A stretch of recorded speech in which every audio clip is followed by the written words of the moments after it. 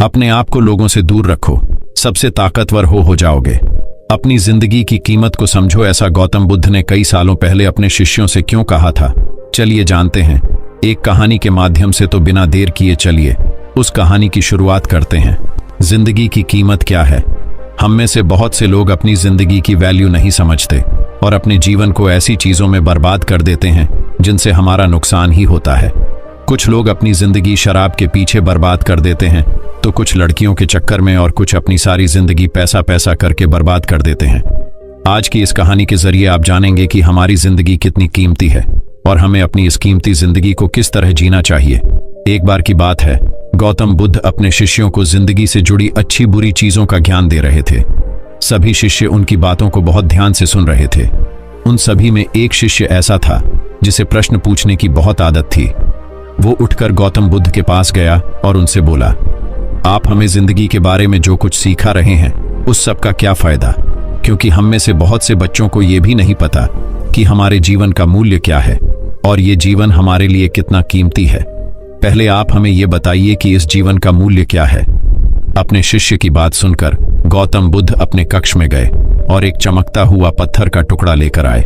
वो टुकड़ा उन्होंने अपने शिष्य को दिया और बोले, मैं तुम्हें इस जीवन का मूल्य तब बताऊंगा जब तुम इस पत्थर का सही मूल्य पता लगा कर आओगे। साथ ही ये ध्यान रखना कि तुम्हें ये पत्थर का टुकड़ा किसी को बेचना नहीं है। गौतम बुद्ध की बात मानकर वो शिष्य बाजार की तरफ चला गया। बाजार में सबसे पहले उसकी नजर एक फल बेचने वाले पर पड़ी और उसने वो पत्थर उस फल वाले को दिखाया और बोला, इस पत्थर के बदले आप मुझे कितने फल दे सकते हो?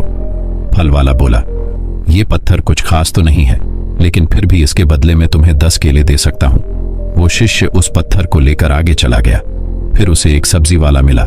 शिष्य ने उस सब्जी वाले से उस पत्थर की कीमत पूछी। सब्जी वाले ने उस पत्थर को ध्यान से देखा और बोला, इस पत्थर की कीमत के बदले में तुम्हें ज्यादा से ज्यादा एक बोरी भरकर सब्जियां दे सकता हूं। इसके बाद वो शिष्य उस पत्थर को लेकर एक सोने के व्यापारी के पास गया। उस पत्थर के टुकड़े की चमक देखते ही उस सुनार ने उसकी कीमत 100 सोने के सिक्के लगाई। शिष्य ने वो टुकड़ा बेचने से मना किया तो वो सुनार उसके बदले 200 सोने के सिक्के देने को भी राजी हो गया, लेकिन शिष्य ने वो पत्थर नहीं बेचा। इसके बाद वो शिष्य एक हीरों के व्यापारी के पास गया और उनके सामने उसने वो पत्थर के टुकड़े को रख दिया।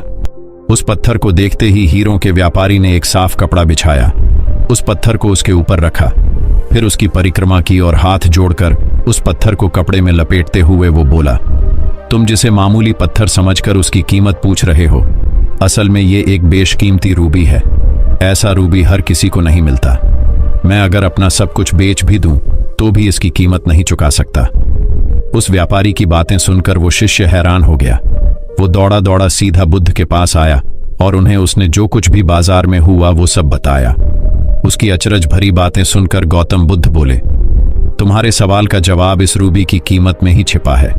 हमारा जीवन भी एक रूबी है, रूबी की तरह ये भी बेशकीमती है, लेकिन हम इस बात को हमेशा नजरअंदाज करते हैं और अपने जीवन का मूल्य नहीं समझते।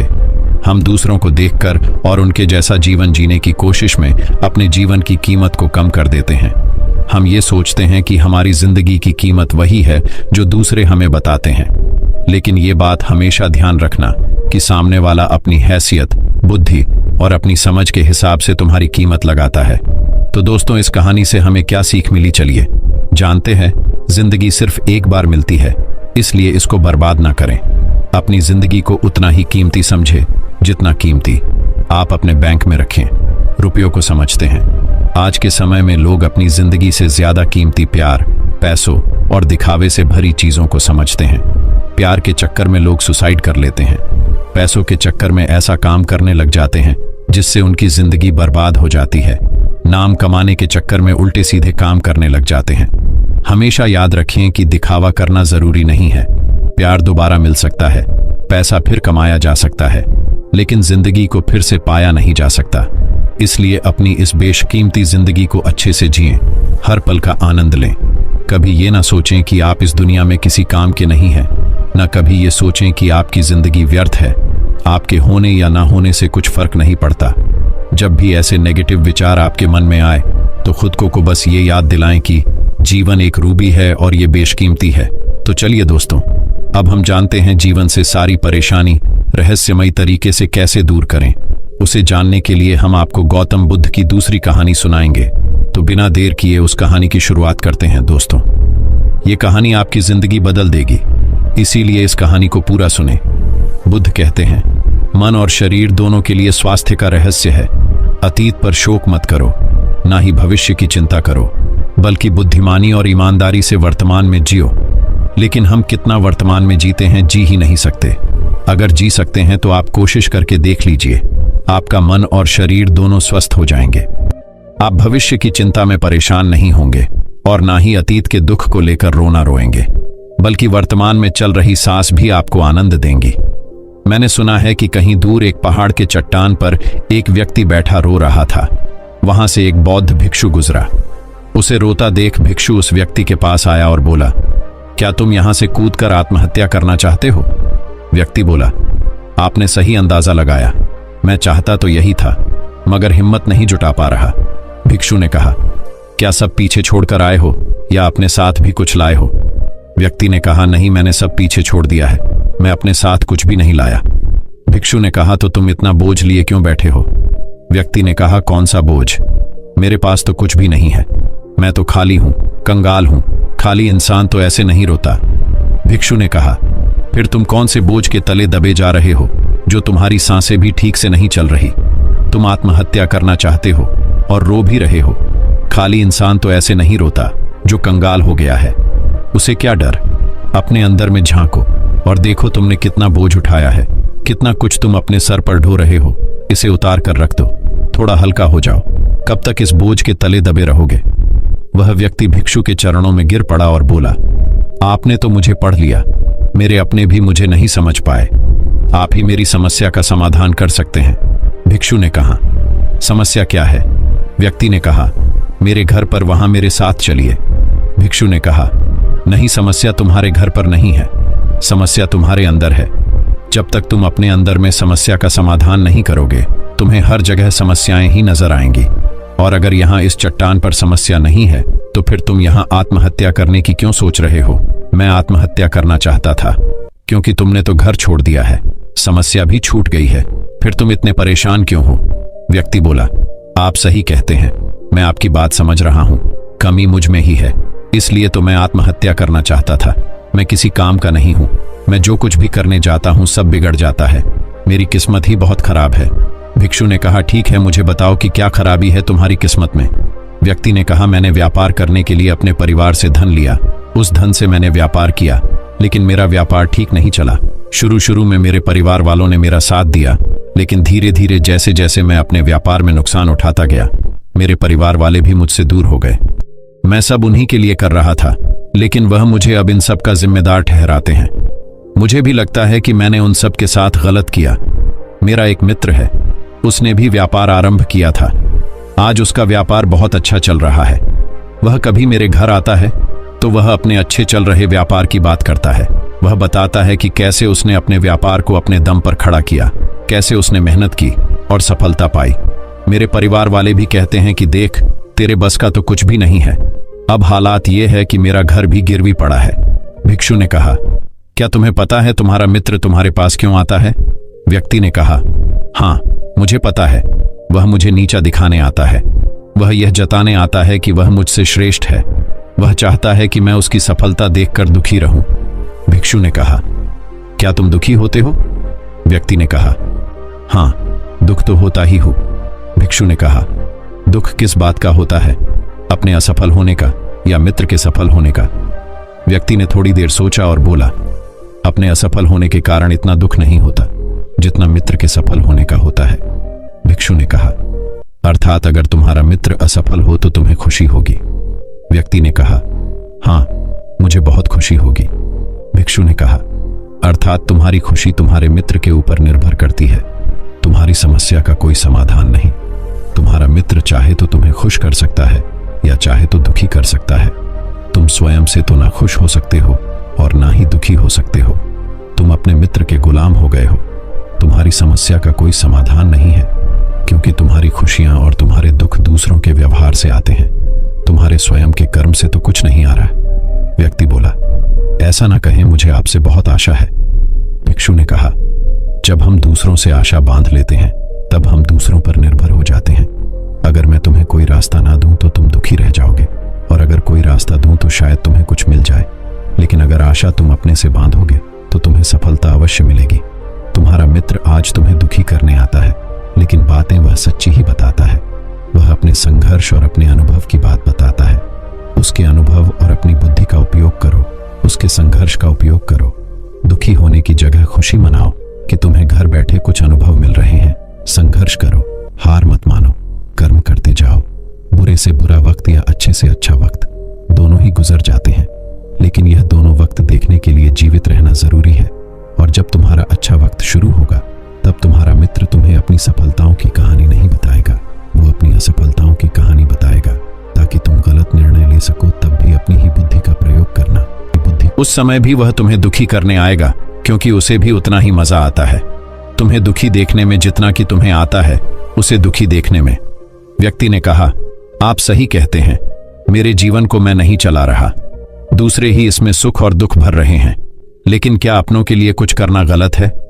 मैं अपने परिवार के लिए अच्छा करना चाहता था, लेकिन वह परिवार ही अब मेरे साथ नहीं है। भिक्षु ने कहा, तुम सांत्वना चाहते हो। वास्तव में इस दुनिया में सब सांत्वना होना ही चाहते हैं। वे चाहते हैं कि हम कुछ करें तो लोग उसकी प्रशंसा करें। प्रशंसा ना होने पर हम दुखी हो जाते हैं। हमें लगता है कि सब मतलबी हैं। लेकिन अगर तुम किसी को अपना परिवार मानते हो और उसके लिए कुछ करना भी चाहते हो, तो तुम्हें ऐसा क्यों लगता है कि तुम दूसरों के लिए कर रहे हो? भिक्षु हंसा और कहा, यह छोटा सा बक्सा मैं तुम्हें देता हूं, तुम अपने लिए ही कर रहे हो। अगर तुम्हें लगा कि तुम दूसरों के लिए कर रहे हो तो तुम दुखी ही रहोगे, और तुम्हें लगा कि तुम अपने लिए कर रहे हो तो तुम खुश रहोगे। जब तुम अच्छा केवल अच्छा करने के लिए करते हो तब तुम्हें सांत्वना की जरूरत नहीं पड़ती। व्यक्ति ने कहा, आप सही कहते हैं, मैं समझ गया हूं। अब तक मेरी किस्मत दूसरों के हाथ में थी तो खराब थी, अब मैं अपनी किस्मत अपने हाथ में रखूंगा। अब यह अच्छी हो या खराब हो, मैं हार नहीं मानूंगा। फिर भी क्या आप मुझे कुछ दे सकते हैं? जब मेरे जीवन का सबसे बुरा वक्त हो तब मेरा साथ निभा सकते हैं। भिक्षु हंसा और कहा, यह छोटा सा बक्सा मैं तुम्हें देता हूं, इसे हमेशा अपने पास रखना। इसमें एक ऐसा राज है जो तुम्हें बड़े से बड़े दुख से बाहर निकाल लेगा। लेकिन इसे तभी खोलना जब तुम्हारी जिंदगी में कोई राह ना रह जाए और तुम्हें लगे कि सब व्यर्थ है, मेरी बातें भी व्यर्थ हैं, यह दुनिया व्यर्थ है, यहां रहना भी व्यर्थ है। भूख से उसके माता पिता की मृत्यु हो गई। वह व्यक्ति उस बक्से को लेकर चला गया। उसने भिक्षु की बात पर अमल किया और व्यापार आरंभ किया। उसका व्यापार अच्छा चला, उसका जीवन भी अच्छा बीत रहा था। परिवार वाले भी उसके साथ आ गए थे। अब वह जो कुछ भी कर रहा था सब अपने लिए ही कर रहा था। भूतकाल का रोना भी वह छोड़ चुका था, भविष्यकाल की चिंता भी वह नहीं करता था। वर्तमान को सुधारने में लगा रहता था। लेकिन वक्त बदलता है, अच्छा समय हमेशा नहीं रहता और बुरा समय भी हमेशा नहीं रहता। उसका अच्छा समय भी समाप्त हो गया। उसके राज्य पर किसी राजा ने चढ़ाई कर दी। उसका घर तबाह हो गया, व्यापार तबाह हो गया। उसे अपने परिवार के साथ वहां से भागना पड़ा। उसके पास खाने के लिए भी पैसे नहीं थे। भूख से उसके माता पिता की मृत्यु हो गई। वह अपने पत्नी और एक छोटे भाई और 2 बच्चों को लेकर इधर उधर भटक रहा था। उसके बच्चे बीमार थे, उसे पैसा चाहिए था, लेकिन उसके पास कुछ भी नहीं था। तब उसे लगा कि सब व्यर्थ है, उसका जीवन व्यर्थ है, इस पृथ्वी पर सब कुछ व्यर्थ है। सब बातें जो भिक्षु ने कही थी सब व्यर्थ है, किसी भी बात का कोई मतलब नहीं है। अंततः जीवन समाप्त ही होना है, तो फिर जीवित रहकर क्या फायदा? जब वह यह सब सोच रहा था तब उसकी नजर उस छोटे बक्से पर पड़ी जो उसे भिक्षु ने दिया था। उसने उसे खोला। उसमें एक पर्ची थी जिस पर कुछ लिखा था। उसने उसे पढ़ा और जोर से हंसा। उस पर्ची पर लिखा था, यह वक्त भी गुजर जाएगा। उस बक्से में एक सोने का सिक्का था जिससे उसने अपनी नई जिंदगी की शुरुआत की। हो सकता है आपके पास वह सोने का सिक्का ना हो, लेकिन आपके पास हिम्मत तो है ना कुछ कर ही लेंगे। दोस्तों, आगे बढ़ने से पहले ऐसे ही और बेहतरीन कहानी देखने के लिए हमारे चैनल को सब्सक्राइब कीजिए। तो चलिए बढ़ते हैं हमारी बुद्ध की तीसरी कहानी की तरफ। अपने जीवन से दुख कैसे खत्म करें, चलिए जानते हैं गौतम बुद्ध से। दोस्तों, हमारे जीवन में दुख तो बहुत आता है और यह दुख सबके जीवन में आता है, मगर हम अपनी जिंदगी में दुख से बहुत परेशान हो जाते हैं। तो दोस्तों, आज हम आपके लिए लेकर आए हैं गौतम बुद्ध की एक ऐसी कहानी जो आपके दुखों को दूर कर सकता है। दुख की घड़ी में क्या करें। सबल नाम का एक व्यक्ति अपने जीवन से बड़ा निराश था। उसकी निराशा का कारण यह था कि वह अभी तक कुछ नहीं करता था। उसके घर वाले उसे दूसरों का उदाहरण देकर ताने मारते थे कि वह सब तो कामयाब हो गए और तू यही का यही है। जब भी वह कहीं बाहर जाता तो लोग से उससे पूछते कि तुम क्या कर रहे हो, और उसे यह कहने में बहुत शर्म महसूस होती कि वह अभी कुछ नहीं कर रहा, कुछ करने की कोशिश कर रहा है। धीरे धीरे उसने लोगों से मुंह छुपाना शुरू कर दिया। उसका दुख इतना बड़ा था कि उसको लगता कि वह धरती पर बोझ है और उसके बस में कुछ भी करना नहीं है। वह कुछ कर ही नहीं सकता तो वह जीकर क्या करेगा। उसे मर जाना चाहिए। वह अकेले में बैठकर रोता और भगवान को दोष देता। एक दिन उसने नगर में गुरु को देखा जो दुख के ऊपर अपना प्रवचन दे रहे थे। गुरु ने कहा, दुख एक गुरु की तरह होता है जो आपको जीवन के बारे में समझाता है और बताता है। यह आपको सही से जीने का तरीका देता है। आप चाहे तो दुख रूपी गुरु से जीवन जीना सीख सकते हैं या दुख में डूबकर बैठकर रो सकते हैं। सबल भी यह बातें सुन रहा था। उसने गुरु से कहा, दुख कुछ सिखाकर नहीं जाता बल्कि पीड़ा देकर जाता है। दुख की पीड़ा अनंत होती है। ऐसा लगता है कि इसके बाद कुछ नहीं मिलने वाला, कुछ नहीं होने वाला। मृत्यु भी उसके सामने कम लगती है। गुरु ने कहा, क्या दुख है तुम्हें का? आपके पास कोई समाधान है? गुरु मुस्कुराए और गुरु ने कहा, जब तुम्हारे जीवन में असली दुख आए तब मेरे पास आना। गुरु वहां से चले गए। सबल ने सोचा, क्या मेरा दुख असली नहीं है? क्या यह दुख जो मैं झेल रहा हूं दुख नहीं है? कोई भी मेरे दिल का दर्द नहीं समझता, घर वाले नहीं समझते, तो गुरु क्या समझेंगे? अपने दुखों से परेशान होकर सबल ने एक निर्णय लिया कि वह कुछ करके दिखाएगा। उसने एक छोटा सा व्यापार आरंभ किया। उसे उसके व्यापार में सफलता नहीं मिल रही थी, पर उसके घर वाले बहुत खुश थे कि वह कुछ तो प्रयास कर रहा है।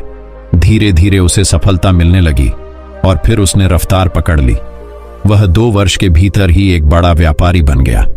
अब सबल के आसपास काफी लोग थे जो उसे पसंद करते थे, जो उसकी चिंता करते थे, जो उसके कार्यों की सराहना करते थे, प्रशंसा करते थे। उसके माता पिता भी अपने बेटे की प्रशंसा करते थकते नहीं थे। उसके मित्रों की संख्या दिन ब दिन बढ़ती जा रही थी। वह बहुत खुश था। अपनी जिंदगी में पड़ोस के कुछ मित्रों ने उसे समझाया कि जब वह बड़ा व्यापारी बनकर इतना सुखी रह सकता है तो सोचो, अगर तुम इस नगर के, इस राज्य के सबसे बड़े व्यापारी हो जाओ तो कितना सुख होगा तुम्हारे पास, कितने लोग तुमसे जुड़ेंगे, कितना यश तुम्हारा फैल जाएगा। स्वयं राजा भी तुम्हारी तारीफ करेंगे और जरूरत पड़ने पर तुमसे ही धन उधार लेंगे। यह बात सबल के मन में बैठ गई और अब वह और अधिक प्रयास करने लगा। लेकिन यह सब कुछ उसे बहुत जल्दी चाहिए था। ज्यादा समय इसमें वह बर्बाद नहीं करना चाहता था, इसलिए उसने ऐसे कार्य किए जो उचित नहीं थी। उसने बहुत बड़ी मात्रा में धन उधार लिया, अपने मित्रों से लिया। ज्यादा मुनाफा कमाने के चक्कर में अपने माल की गुणवत्ता खराब कर दी। उसके मित्र उसे जैसा समझाते गए वह वैसा करता गया। दुख की घड़ी में क्या करें। दूसरे व्यापारियों के खिलाफ षड्यंत्र भी रचे। अब उसके जीवन का सुकून कहीं चला गया था। उसे रातों को नींद नहीं आती थी। वह हमेशा कुछ उधेड़बुन में लगा रहता था। सुख साधन की सारी वस्तुएं होने के बाद भी उसे किसी में सुख नहीं मिल रहा था। एक दिन सबल अपने रथ में बैठकर एक मार्ग से जा रहा था। रास्ते में उसने गुरु का आश्रम देखा। वह गुरु के पास पहुंचा और कहा, गुरुदेव, आपने कहा था कि असली दुख हो तो मेरे पास आना। मेरे जीवन में बहुत दुख है, मैं रात को सो नहीं पाता। सबल गुरु को अपनी सारी बात बताई। गुरु ने कहा, जब तुम पहली बार मिले थे तब भी तुम किसी दुख में थे। उस दुख से तुमने क्या सीखा? सबल ने कहा, मैंने सीखा कि केवल सोचने मात्र से कुछ नहीं होता। कर्म को अंतिम पड़ाव तक ले जाना आवश्यक होता है। अपनी सोच को साकार करने के लिए कर्म करना पड़ता है और केवल कर्म करने से कुछ नहीं होता। कर्म को अंतिम पड़ाव तक ले जाना आवश्यक होता है। चाहे रास्ते में कितनी भी बाधाएं आए, कितनी भी निराशा आए, चाहे ऐसा क्यों ना लगे कि अब कुछ नहीं होगा, तब भी यह मानकर कि जो कार्य मैं कर रहा हूं मैं इसमें सफल होकर ही रहूंगा। कर्म करना चाहिए। लोग केवल सफल व्यक्ति को ही महत्व देते हैं, बाकी सब चाहे कोई कितना भी अच्छा क्यों ना हो, इस दुनिया के लिए वो बोझ ही कहलाता है। गुरु मुस्कुराए और गुरु ने कहा, जब तुम्हारी जीवन में असली दुख आए तब मेरे पास आना, मैं उसका समाधान अवश्य करूंगा। सबल ने गुरु को एक घड़ा भेंट किया जो सोने के सिक्कों से भरा था। घड़े को देखकर गुरु ने कहा, इस घड़े को वहां उस पेड़ के नीचे गड्ढा खोद कर दबा दो। यह मेरे किसी काम का नहीं। सबल ने ऐसा ही किया और वहां से चला गया। धीरे धीरे सबल को व्यापार में घाटा होने लगा। उसकी धन संपदा धीरे धीरे घटने लगी और एक समय ऐसा आया जब उसके ऊपर बहुत कर्जा हो गया, पर वह निश्चिंत था क्योंकि कर्जा उसके मित्रों द्वारा ही उसे दिया गया था। वह सोचता था कि उसके मित्र उसके बुरे समय में उसका साथ देंगे, पर ऐसा कुछ नहीं हुआ। सबसे पहले मित्रों ने ही अपना उदार धन उससे मांगना शुरू किया। न देने पर जान से मारने की धमकी भी दी। उसके शुभचिंतक, उसके चाहने वाले सब उससे दूर हो गए। उसके पिता उसे उसकी गलतियों को गिनवाने लगे। उसकी सारी संपत्ति नीलाम हो गई। उसके पास कुछ नहीं बचा। उसने अपने पिता से सहायता मांगी। पिता ने कहा, मेरे पास यह थोड़ी सी ही संपत्ति है। अगर मैं तुम्हें यह दे दूं तो मैं और तुम्हारी मां को कहां रखूंगा? हमारा आखिरी सहारा यही संपत्ति है। उसके जीवन में बहुत गहरा दुख था। उसके आसपास कोई भी ऐसा नहीं था जो उसे संभाल सके। लोगों से मिले इस धोखे की वजह से वह टूट गया था। लगता था कि जीने का कोई मतलब नहीं है, मृत्यु ही एकमात्र सहारा है। वह मरने के लिए एक नदी की तरफ जा रहा था। तभी रास्ते में उसे याद आया कि गुरु ने कहा था कि जब उसके जीवन में असली दुख आए तो वह उनके पास आए और वह उसके दुख का समाधान करेंगे। सबल गुरु के पास गया और उसने गुरु को सारी बात बताई और कहा कि मेरे दुख का समाधान कीजिए। गुरु ने कहा, जब तुम्हारे जीवन में असली दुख आए तब मेरे पास आना, मैं उसका समाधान अवश्य करूंगा। सबल ने कहा, असली दुख क्या होता है गुरुदेव? क्या अब जो मेरे जीवन में घट रहा है वह दुख नहीं है? गुरु ने कहा, पहले यह बताओ कि तुमने अपने इस दुख से क्या सीखा है? सबल ने कहा, जो लोग तुम्हारी तरक्की के साथ, तुम्हारी सफलता के साथ तुम्हारे साथ साथ आए हैं वह तुम्हें धोखा देंगे, क्योंकि तुम्हारे बुरे समय में वह तुम्हारे साथ नहीं रहेंगे बल्कि तुम्हारा फायदा उठाएंगे। भरोसा केवल उन्हीं लोगों पर करना चाहिए जो तुम्हारे बुरे समय में, असफलता के समय में तुम्हारे साथ खड़े रहे हो। और ऐसे लोग बहुत कम ही देखने को मिलते हैं। जिन्हें मिलते हैं उन्हें हमेशा उनकी कद्र करनी चाहिए। कभी किसी के खिलाफ षड्यंत्र नहीं करना चाहिए। ईमानदारी और धैर्य के साथ काम करना चाहिए। लालच नहीं करना चाहिए। गुरु ने पेड़ के नीचे गड्ढा खोदकर गड़ा हुआ खजाना निकाला जिसमें सोने के सिक्के भरे थे और वह घड़ा सबक को दे दिया और कहा, जब असली दुख हो तभी आना। सबल ने गुरु को प्रणाम किया, धन्यवाद दिया और वह घड़ा लेकर चला गया। उस धन से उसने दोबारा व्यापार शुरू किया और अब वह छोटा सा व्यापारी बनकर भी खुश था और ईमानदारी से काम करते करते वह एक बड़ा व्यापारी भी बन गया। हालांकि इसमें उसे अब कुछ समय लगा, लेकिन अब वह खुश था। उसका जीवन खुशियों से भरा था। लेकिन आप कितने ही अच्छे हैं, कितना ही अच्छा काम करते हो, दान करते हो, पुण्य करते हो, लोगों की मदद करते हो, जीवन में दुख सबके आता है। तो सबल के जीवन में भी दुख आया। उसके माता पिता की मृत्यु हो गई। वह दोनों एक ही दिन मृत्यु को प्राप्त हो गए। सबल अपने माता पिता से बहुत प्रेम करता था, इसलिए उसे बहुत गहरा आघात लगा। वह उन्हें शमशान ले गया। वहां पर उनकी अंतिम क्रिया की गई। सबल ने उन्हें चिता में जलते हुए देखा। उसका मन बेचैन हो गया। उसके मन में हजारों सवाल खड़े हो गए। वह घर वापस आया तो उसने अपने माता पिता की संपत्ति को देखा जिसके लिए वह हमेशा लड़ते रहते थे। आज वह लावारिस पड़ी थी। उसकी देखरेख करने वाले, उसके लिए लड़ने वाले चले गए थे। उसके पिता ने जो भी इकट्ठा किया था सब यही रखा था। एक दिन पहले तक भी वह अपनी संपत्ति के लिए किसी से भी लड़ने के लिए तैयार थे, पर आज नहीं। उसका मन बहुत बेचैन हो रहा था। उसे लग रहा था जैसे कुछ खाली है, कुछ अकेलापन है, कुछ डर है, कुछ है जो समझ नहीं आ रहा। इसलिए वह गुरु के पास पहुंचा। गुरु ने सबल को देखते ही कहा, क्या कोई दुख है? सबल ने कहा, जीवन में वैसे तो कोई दुख नहीं है गुरुदेव, सब ठीक है, सब सुख है, पर आज मेरे माता पिता की मृत्यु हो गई और मेरा मन बहुत दुखी है। गुरु ने कहा, इसमें दुखी होने वाली क्या बात है? एक दिन सबके प्रियजनों को मर जाना है। जीवित तो यहाँ कोई ना रहा और ना कोई रहेगा। तुम भी एक दिन मर जाओगे। हो सकता है कल, या कहो आज, या कहो तो अभी तुम मर सकते हो। सबल ने कहा, गुरुदेव आप यह क्या कह रहे हैं? मैं भी मर जाऊंगा, पर अभी तो मैं जवान हूं। गुरु ने कहा, इस प्यारे से भ्रम में तो सब जीते हैं कि मृत्यु बूढ़ों को आती है, जबकि उनके सामने ही जवान मर जाते हैं, बच्चे भी मर जाते हैं। मृत्यु को किसी की उम्र से कोई लेना देना नहीं है। गुरु के मुख से यह बातें सुनकर सबल वहां से चुपचाप चला गया, पर उसका मन जैसे बेचैन हो गया था। वह कुछ खालीपन सा महसूस कर रहा था। दिन रात वह अपने बारे में ही सोचता रहता कि वह क्या कर रहा है, वह क्या है, क्यों है, कैसे हैं, हम क्या हैं, हम करने क्या आए हैं, क्या बस चीजों का उपभोग करना है और मर जाना है। उसे कोई जवाब नहीं मिल रहा था और उसका दुख बढ़ता ही जा रहा था। कुछ दिन बाद वह वापस गुरु के पास पहुंचा और गुरु को सारी बात बताई। गुरु मुस्कुराए और गुरु ने कहा, आज पहली बार तुम्हारी जीवन में असली दुख उत्पन्न हुआ है। वास्तव में यही है जो दुख कहलाने लायक है कि हमें नहीं पता कि हम क्या कर रहे हैं, क्यों हैं, कैसे हैं, कौन हैं हम और हमें क्या करना है। सबल ने कहा, गुरुदेव मेरे दुख का समाधान कीजिए। गुरु ने कहा, हम सब अपनी जीवन भर क्या इकट्ठा करते रहते हैं। सबल ने कहा, गुरुदेव सभी लोग धन संपत्ति, मान सम्मान, प्रेम परिवार, मित्र शत्रु, पद प्रतिष्ठा इकट्ठा करते रहते हैं। गुरु ने कहा, क्या इनमें से कुछ भी इकट्ठा करके हम अपने साथ ले जा सकते हैं। सबल ने कहा, नहीं गुरुदेव, इनमें से कुछ भी साथ नहीं जाता। मेरे माता पिता के साथ भी कुछ नहीं गया, सब तो यहीं छूट गया। गुरु ने कहा, ध्यान से समझना, इस दुनिया में जिसे हमें इकट्ठा करना है उसे हम कभी इकट्ठा करते ही नहीं। सभी चीजों को देखते हैं लेकिन उसे देखते ही नहीं। जिसे हमें इकट्ठा करना है वह है हम खुद। हम इस दुनिया में अपने आप को इकट्ठा करना है ताकि जब हमारी मृत्यु हो तब हम एक हो सके और अपने आप को पहचान सके। हम बटे हुए हैं प्रेम में, नफरत में, क्रोध में, क्रूरता में, धन में, संपत्ति में, पद में, प्रतिष्ठा में, सम्मान में, पहचान में, धर्म में, जाति में, दूसरों को लूटने में और अपने आप को लुटाने में, और ऐसी ही हजारों लाखों छांव में, वासनाओं में हम बटे पड़े हैं। हम टुकड़ों में जीवन जी रहे हैं। हमारी चेतना कभी एक नहीं हो पाती। हमारी ऊर्जा शक्ति बिखर गई है, इसलिए हमारे पास इतना भी समय नहीं है या इतनी भी शक्ति नहीं है कि हम मुड़कर अपनी ओर देख सकें।